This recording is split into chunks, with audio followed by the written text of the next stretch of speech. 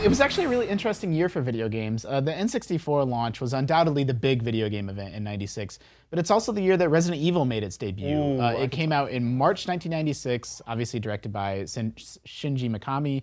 And I guess if someone would have asked me, I would have known this, but I didn't put two and two together until doing research for History of Awesome that that game predates the dual analog controls by like a while. So you had to play that game with the old digital D-pad when it came out. It was terrible.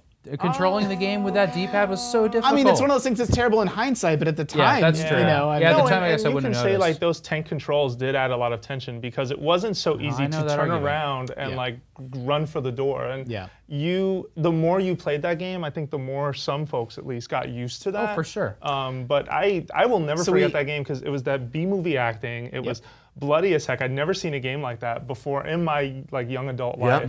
And then it was just this cheesy sort of mystery, but it was so atmospheric in that you walk into rooms, you find these notes from people who slowly turn zombie, and you read them and know exactly what happened. Really creepy. Was it couch co-op for you too? Because I never played that game alone. We always played with a friend. Oh yeah. And usually like I had already played the corridor with the dogs jumping in before, and then you're like, all right, you play this next part, and you're like, it's like the equivalent of knowing what happens in Game of Thrones before it happens. You're just like, why don't you play this scene? I mean, it was so good. Resident Evil wasn't the first survival horror game. You know, it's sort of like it depends on what you want to count. There are games like Alone in the Dark, but I mean, it wasn't the first, but it was kind of the one. Like it was the one that started. You know, we owe Silent Hill and just a huge gaming debt to Resident Evil. Things like, you know, de-emphasizing the combat, you know, an emphasis on sort of stifling controls, sort of that are limitations left and deliberately. Right. The camera angle was the big thing. You never knew what was around the corner, even though it was that close. Or you could hear it, you couldn't but see you it. couldn't You're like, see it. I mean, also those pre-rendered backdrops were gorgeous by the standards of the time. You know, it let them do things with atmosphere, and again, you're right, positioning the camera in such a way that.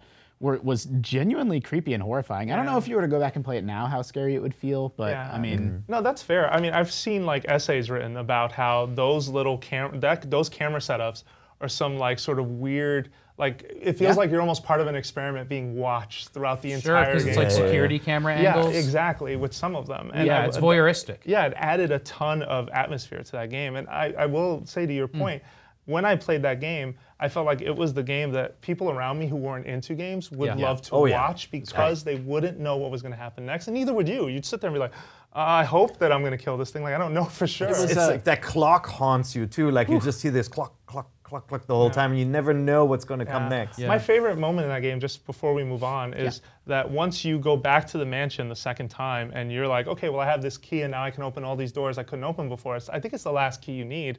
And then at that point in the game, Mikami introduces the Hunter, which is this like smaller, impish almost looking thing, but it has huge claws. It'll just run up and swipe your head off. And so all that security and all that safety you felt as you were returning to a space that you visited before was completely gone. That was and you were on your own. So a couple other quick points about Resident Evil. One of the only Resident Evils that have multiple endings based on who you saved and whether you destroyed or didn't destroy the mansion. I think there's something like 6 endings in the game.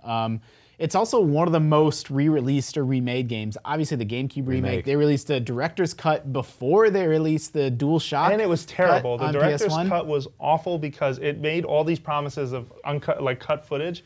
None of it was cut footage. No, it was just the same game. I remember famously an EGM review where I think they gave it a 3. Because it's like it's the same. It wasn't a director's cut. They screwed it up. In that footage, like at the time, like there weren't games that had good acting. Like Symphony of the Night had come out, you know, and it's like we all like now it's like, oh, it's so funny and ironic that these people are in these cutscenes in Resident Evil and are so they're just dopey. The it's intro like really is bad so good. The original acting. FMV intro. And all the voiceovers are really, or like Metal Gear is like this too.